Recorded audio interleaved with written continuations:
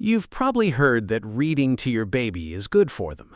Maybe someone handed you a board book at your baby shower, or your pediatrician mentioned it at the 6-month visit, and you've been trying, you really have, squeezing it in between feedings and nap schedules and the 17 other things on your list. But here's what nobody told you. Reading to your baby isn't just good for them the way eating vegetables is good for them. It's doing something to their brain that scientists once thought was impossible to see, until now.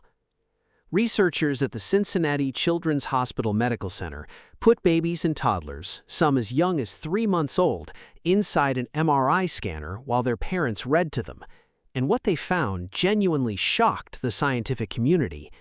The brains of children who had been read to regularly at home showed significantly more activity in the areas responsible for language, imagery, and narrative understanding. We're not talking about vague developmental benefits down the road. We're talking about measurable, visible brain differences in children who hadn't even started talking yet. Here's what that means for you. Those 5 minutes you spend reading before bed or on the floor after lunch, even when you're exhausted and you're doing the voices badly and your baby seems more interested in chewing the corner of the book than looking at the pages, those minutes are building neural architecture, literally constructing the brain your child will think with for the rest of their life. This video is going to show you exactly what's happening inside your baby's head during those moments, and why the way you read matters just as much as whether you read at all. You've probably heard that reading to your baby is good for them. Maybe someone handed you a board book at your baby shower, or your pediatrician mentioned it at the 6-month visit. And you've been trying, you really have, squeezing it in between feedings and nap schedules and the 17 other things on your list. But here's what nobody told you. Reading to your baby isn't just good for them the way eating vegetables is good for them. It's doing something to their brain that scientists once thought was impossible to see, until now. 1. The brain isn't just listening, it's building. When researchers at the Harvard Center on the Developing Child mapped early brain development, they found that in the first 3 years of life, the brain forms over 1 million new neural connections every single second. 1 million per second.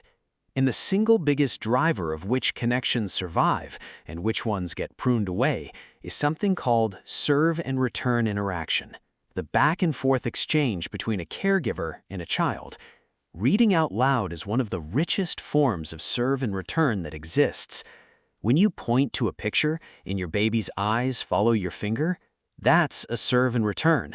When you say, "The duck says quack," and your 8-month-old kicks their legs, that's a serve and return.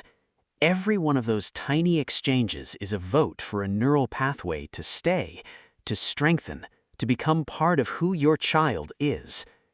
The emotional truth here is this: you are not just entertaining your baby when you read to them, you are literally deciding, together, which parts of their brain get built.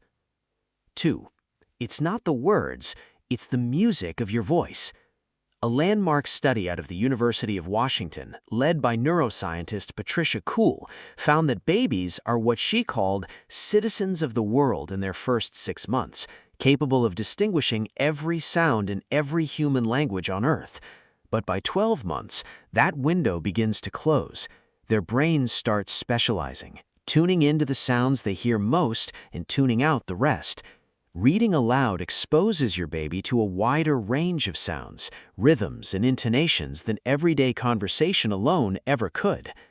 The lilting pattern of a rhyming book, the dramatic pause before you turn the page, the way your voice drops low when the bear goes to sleep.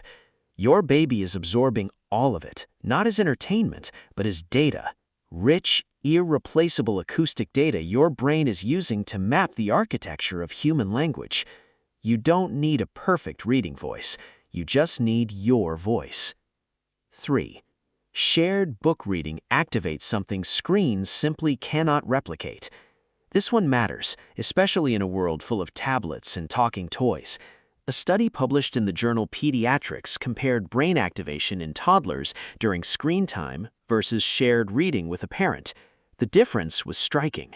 During reading, the areas of the brain linked to imagination, sensory processing, and emotional regulation lit up in ways that screen exposure simply did not produce. And the researchers believe the key variable wasn't the content, it was the co-regulation, the physical closeness, the parent's voice, the shared attention to the same object at the same time. Your presence, right next to your child, is doing neurological work that no app can replicate. Not because the app isn't clever, but because your child's brain was wired to grow in response to you. That is not a small thing. That is everything. 4. The vocabulary gap is real, and you can close it before it opens. In the 1990s, researchers Betty Hart and Todd Risley conducted one of the most cited studies in early childhood development. They followed families for years, meticulously counting every word spoken to children from birth to age 3. What they found became known as the 30 million word gap, the incredible difference in the number of words children heard depending on their home environment. And the children who heard more words didn't just have bigger vocabularies, they had higher IQ scores, better reading comprehension, and stronger academic performance all the way through high school. Here is what makes this relevant to you right now. A single picture book contains, on average, more rare and complex vocabulary words than an entire conversation between two adults. Words like enormous, and whispered, and crumbled, and dusk. Words your baby won't hear at the grocery store or the playground. Every book you open is essentially a vocabulary injection, quietly, gently expanding the range of language your child's brain considers normal and familiar. You don't have to be a big talker, you just have to open the book. 5. Emotional regulation starts on your lap. This one surprises a lot of parents. We think of reading as a cognitive activity, something that builds language and literacy. But researchers at New York University found that shared reading also builds a child's capacity for emotional regulation. When you read a story together and a character feels scared or lost or overjoyed, your child's brain is rehearsing those emotions in a safe container. They're learning that big feelings have names, that they have beginnings and middles and ends, that someone can feel very sad and then, by the last page, feel better. Dr. Perry Klass, a pediatrician and literacy advocate, calls this emotional inoculation, the idea that stories give children a low-stakes rehearsal space for the feelings they'll encounter in real life. So, the next time your toddler asks you to read the same book about the bunny who loses his blanket for the 14th time, know this: they are not being repetitive for no reason. They are practicing, working something out, using the story to make sense of their own interior world. Let them read it again and again. It's doing more than you think. 6. The habit itself is the lesson. Dr. Meg Wolitzer, a researcher studying family reading rituals at the University of Michigan, found that children who had consistent daily reading routines, even short ones, even imperfect ones, developed something beyond language skills. They developed what she calls a relationship with stillness. In a world that is faster and louder every year, the ability to sit quietly, to focus, to follow a narrative from beginning to end without distraction is becoming increasingly rare and increasingly valuable. Children who build this capacity early show stronger attention spans, better impulse control, and greater resilience in school settings. You are not just reading a book, you are teaching your child that slow, quiet, focused moments are safe, that they are worthwhile, that some of the best things in life require you to sit still long enough to receive them. That lesson will follow them for the rest of their life. Here is the reframe that changes everything. Reading to your baby was never really about the books. It was always about you, your voice, your warmth, the weight of your child in your lap, and the specific, irreplaceable way you say "the end" when you close the cover. The science is extraordinary. The the neural connections, the vocabulary growth, the emotional regulation, the attention span. All of it is real, and all of it matters. But underneath every single one of those findings is the same quiet truth. Your child's brain was designed to grow toward you, like a plant toward light.